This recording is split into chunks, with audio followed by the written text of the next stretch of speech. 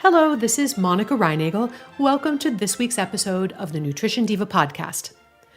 We're talking about blood sugar today, and usually controlling your blood sugar is mostly about cutting down on carbs.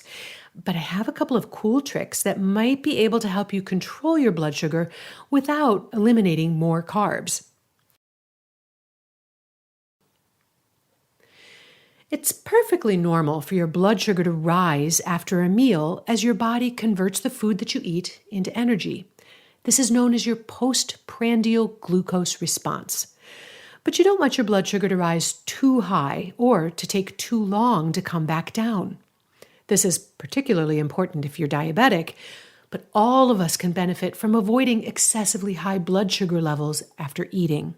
And this week, I've got a couple of simple hacks that can help you minimize your postprandial glucose levels. Your blood glucose, or sugar, levels begin to rise within about 10 minutes of beginning a meal, and they reach a peak after 1 to 2 hours, and they should return back to baseline within 2 or 3 hours. Just how high that peak is and how long it takes for your blood sugar to return to normal depends on several factors, including what and how much you eat, whether you've exercised recently, and how well your body responds to the insulin produced by your pancreas. High postprandial glucose levels can be a warning sign that your body is becoming less responsive to insulin, and that could mean that you're heading toward full-blown type 2 diabetes. If you've already been diagnosed with type 2, it suggests that your diabetes is not being well managed. If you use a blood sugar monitor, you can test your blood sugar 2 hours after eating to see how you're doing. The American Diabetes Association recommends that your postprandial glucose should be 180 or lower if you have diabetes and 140 or lower if you don't. If your postprandial glucose is high, the usual advice is to cut back on your portion sizes, in particular of any breads, grains, potatoes, fruit, baked goods, sweetened beverages, and other foods that are rich in carbohydrates. Now, certainly, eating these foods in excessive quantities isn't a good nutrition prescription for anybody. But assuming that the portions are reasonable, there may be a way to keep those post-meal blood sugar levels under control without having to further reduce or eliminate carbohydrate-rich foods. Researchers from Weill Cornell Medical College found that the order in which we consume foods may have a substantial impact on our blood sugar response to that entire meal. In this study, subjects were given the same meal, consisting of chicken, vegetables, salad, bread, and orange juice, on 2 different occasions. The first time, they ate the high carbohydrate foods, the bread and the orange juice, first, followed by the chicken and veggies.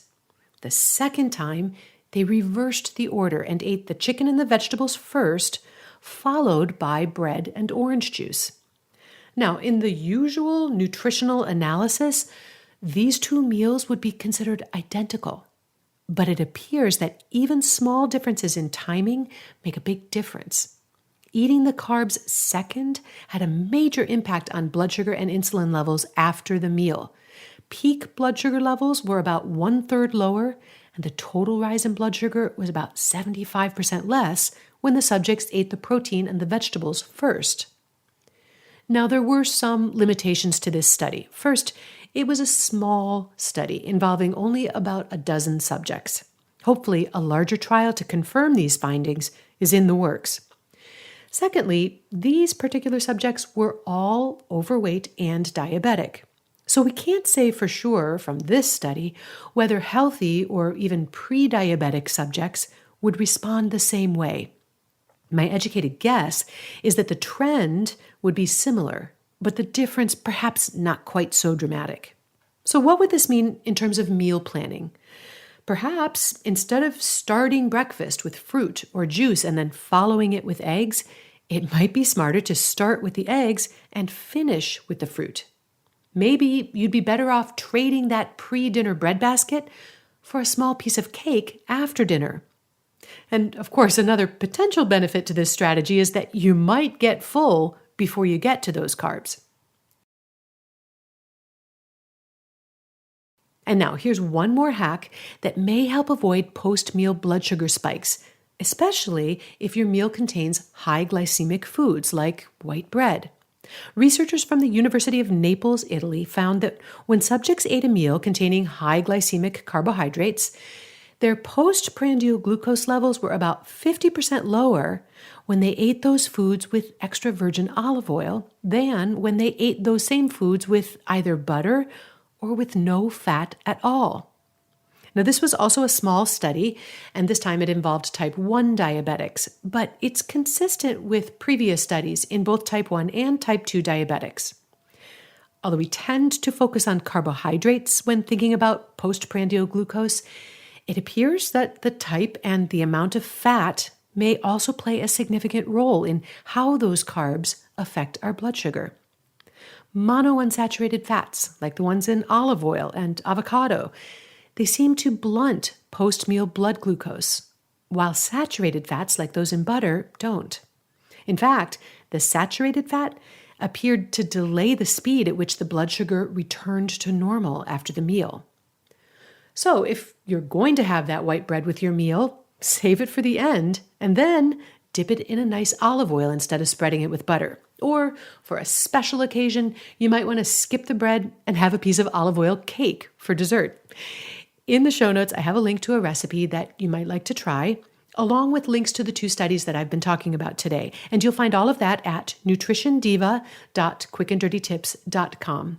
And if you have questions or comments about today's show or a suggestion for another show topic, you can post those on our website or on the Nutrition Diva Facebook page. I'd love to hear from you. And finally, if you'd like more information about the upcoming 30-day nutrition upgrade, which starts September 14th, head on over to nutritionovereasy.com or just shoot me an email at nutrition@quickanddirtytips.com. Thanks for listening. Have a great week.